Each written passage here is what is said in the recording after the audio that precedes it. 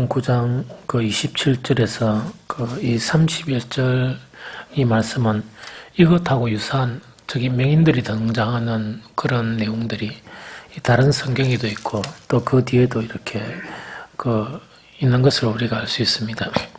그런데 그 마태복음 9장 27절에서 이 31절에는 이 사건 그 배경을 보면 이제 가장 최근래 배경이 어떤 사건인가니까 이 두 가지 사건이 있었던 후에 이 맹인들이 이렇게 등장하게 됩니다.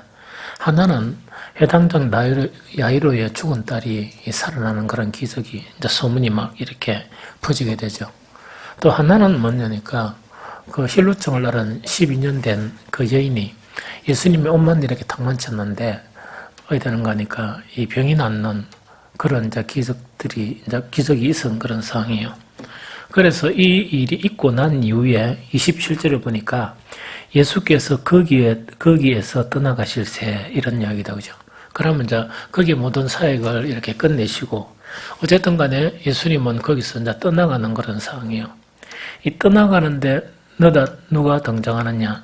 두 맹인이 이래 등장하는 거예요. 이 두 맹인이 등장하면서 이 따라오며 소리질러 이르되 다윗의 자손이여 우리를 불쌍히 여기소서 하더니 하는 요 사건이에요. 그런데 그 뒤에 보면 28절에 보면 예수께서 집에 들어가심에 하는 요거는 뭐냐니까 예수님께서 이 해당장 야이로의 죽은 딸을 이제 살리시고 뿐만 아니고 그 12년 동안 혈루증 앓은 그 여인을 이제 치료하는 그런 사건 이후에 아마 집인데 이 집은 정확하게 모르지만 예수님의 집이나 혹은 어떤 집인데 이제 쉬시려고 이렇게 이제 이동하는 그런 상황이다 하는 걸 우리가 짐작할 수 있죠. 그러면 이제 일을 다 마치고 이제 그렇게 가시는 중인데 그때 이제 누가 등장하느냐? 이 두 맹인이 등장하는 거예요. 그래서 두 맹인이 등장하면서 이제 소리를 치는데 어떻게 소리치는가 하니까 다윗의 자손이여 우리를 불쌍히 여기소서 하더니 요 이야기거든요. 그런데 사실은 이거는 그 어떤 의미인가 하니까 성경에는 그 내용이 없어요. 이 내용이 없지만은 우리가 짐작할 수 있는 거는 예수님이 이제 그날의 그런 사역을 마치시고 이제 이동하는 그런 상황이에요. 너다 두 맹인이 등장하는 거예요. 맹인이 등장하면서 막 소리를 치면서 이 다윗의 자손이여 우리를 불쌍히 여기달라 하는 이 소리를 이제 외치는 거예요. 그래서 우리가 상상할 수 있는 것은 뭐냐? 백부장이 이 신앙 고백하는 그 내용을 듣고 예수님이 왜 됐습니까? 깜짝 놀랐죠. 너무나 놀라셨는데 아마 내가 생각하기로는 예수님은 백부장이 신앙 고백하는 그 이상으로 깜짝 아마 놀라신 것 같아요, 사실은.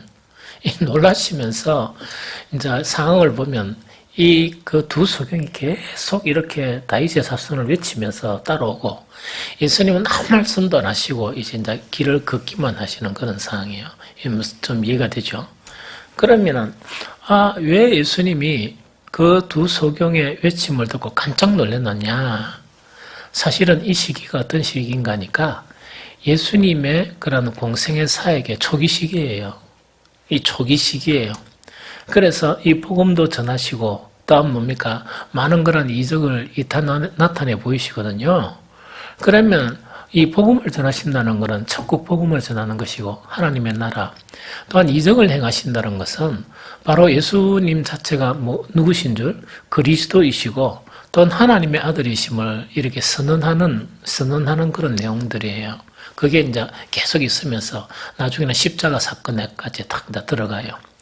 그런데 우리가 성경을 읽어보면 어떤 상황인가 하니까 초기 이런 상황 속에서 예수님이 이렇게 이제 유대인들이 기다리는 선지자, 즉 하늘로서 온 하나님의 아들이신 것을 숨기려 해요. 그 뒤에 어떤 사건이 나오는 거니까 귀신들이 뭡니까? 나는 예수님 보고 당신이 압니다. 어디에서 온지를 압니다 하니까 뭡니까? 입단속을 하는 그런 장면들이 많이 보이거든요. 왜? 하나님의 때가 아직 이르지 않았기 때문에 그런 상황이에요. 그 다음에 또 한 가지 우리가 이제 짐작할 수 있는 것은 예수님이 자기 백성, 자기 땅에 오셨단 말입니다.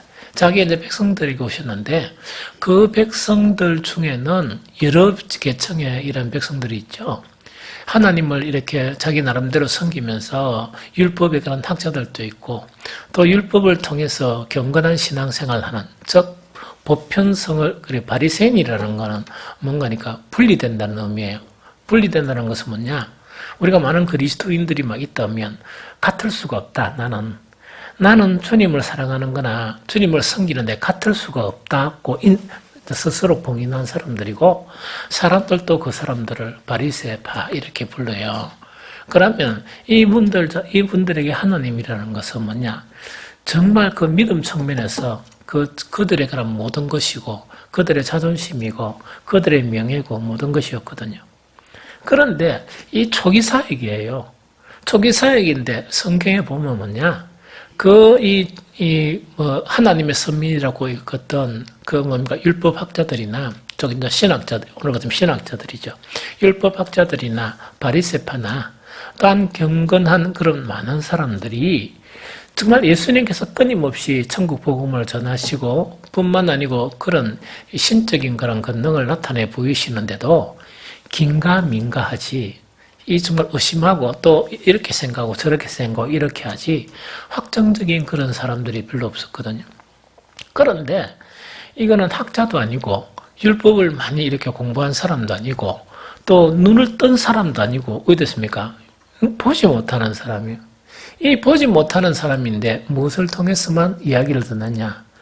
소문을 통해서만 예수님에 관한 그런 이야기를 듣기만 하는 그런 사람들이요. 그 사람들의 입에서 뭐가 나오느냐니까 뭐라고요? 다윗의 이제 후손이란 말이 나오는 거예요.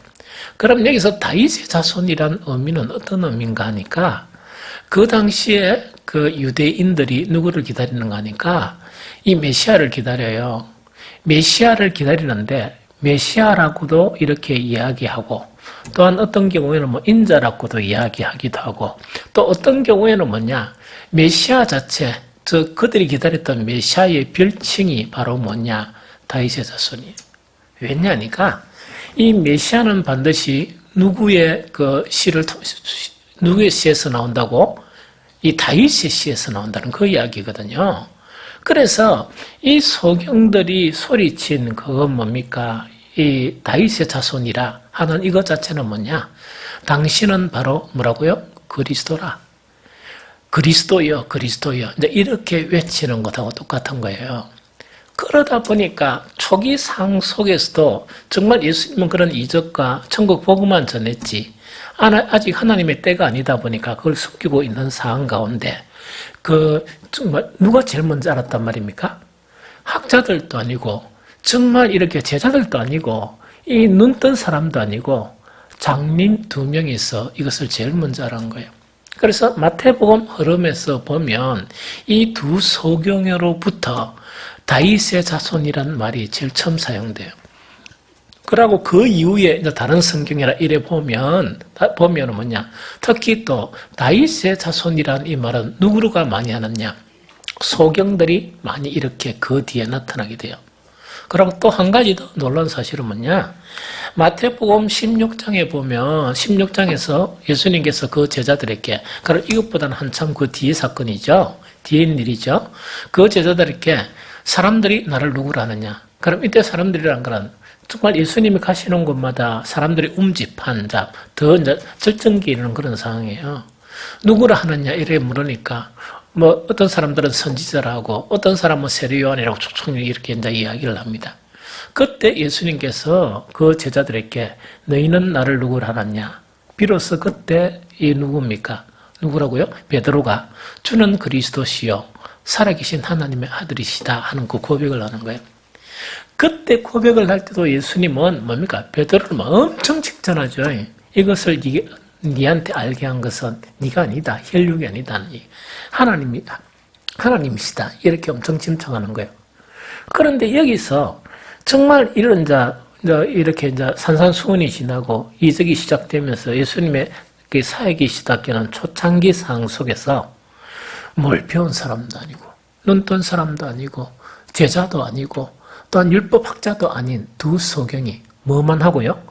눈으로는 도저히 확인하지 못하고 이 들은 소문만으로 무엇을 알게 됩니까? 그리스도라고 고백하는 사건이 이 사건이에요. 그래서 제가 이야기했지만은 성경에는 그게 자세히 안 나타냈지만은 아마 예수님은 깜짝 놀랐을 것이다. 이 가시면서 뭔가 이렇게 너무 길을 가시면서 너무나 충격적으로 깜짝 놀랐을 것이다 하는 그런 생각 자체가 이렇게 드는 게 바로 이런 부분이에요. 이 두 소경은 소문만으로 정말 여러 가지 눈으로 확인하지 못하는 그런 뭡니까? 제한된 상황 속에서도 뭐라고 고백하느냐? 예수님을 그리스도로 고백하는 그런 최초의 사람이 바로 이 두 소경이다 하는 그 이야기죠. 두 번째 뭐냐?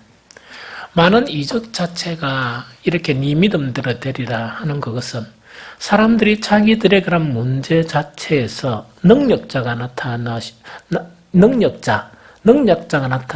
그런 소문 때문에 자기들의 문제를 해결하기 위해서 이 능력자가 나에게도 능력을 행해 주실 것이라는 그런 믿음이 상당히 많이 있어요. 많이 있는데 이 두 소경의 믿음은 본질적인 믿음이에요. 본질적인 믿음. 이 본질적인 믿음이란 건 뭐냐? 어떤 능력자가 나타나서 어떤 인생의 한 문제를 해결된 기적과 같은 그런 일 있죠. 이런 것에 대한 믿음이 아니고 바로 예수 그리스도에 대한 본질적인 믿음이란 게 뭡니까? 정말 우리를 구원하게 하시는 정말 그리스도이신 그런 그리스도로 고백하는 그 본질적인 믿음을 고백한 것이 바로 오늘 있었던 마태복음 9장 27절에서 그 사건이에요. 얼마나 충격적입니까? 그런데 제가 오늘 이거를 나눌까 뭘 할까 탁 읽다 보니까 의외로 이 마태복음 9장 27절에서 이 31절 있죠. 딱 간단하게 이렇게 기록이 되어 있어요. 그래서 이 사건이 왜 이렇게 간단하게 기록되어 있느냐 하니까 이런 의미 자체가 숨겨져 있는 것이 바로 27절에서 마태복음 9장 27절에서 31절에 그 말씀이다 하는 그 이야기죠. 그러면서 예수님은 어떻게 하시는 거니까 아마 이 고백을 듣고 난 이후에 침묵했지만 아마 엄청 놀라셨을 것이다. 엄청 놀라시면서 아무런 반응도 이렇게 나타내지 않고 그렇게 무시하는 듯한 그런 그 모습을 보이면서 예수님은 그 제자들에게 이제 누구 집으로 가자 이렇게 했을 거 아닙니까? 그럼 그 집으로 계속 길망에 걸어가신 거예요. 길만 걸어가시는 건데 그 뒤에 딱 보니까 이 소경들이 이 소경이면서 어디까지 따라오느냐? 예수께서 집에 들어가심에 맹인들이 그에게 나오거늘 끈기 있게 뭡니까? 정말 이 예수님을 따라가면서 이 다윗의 예수님께 따라가면서 다윗의 자손이요. 우리를 불쌍히 여기달라 하는 그것을 막 이렇게 이야기를 하면서 끊임없이 이렇게 예수님을 따라오는 거예요. 이해가 되겠죠? 그래서 이것을 통해서도 우리가 알 수 있는 것은 뭐냐? 본질적인 신앙의 그런 고백에 그런 최초의 그런 고백이 정말 성한 사람이 아니고 율법 학자들도 아니고 누구에 의해서 이 소경을 통해서 고백한 그런 부분이다 하는 그 이야기죠. 참 너무 신비하죠.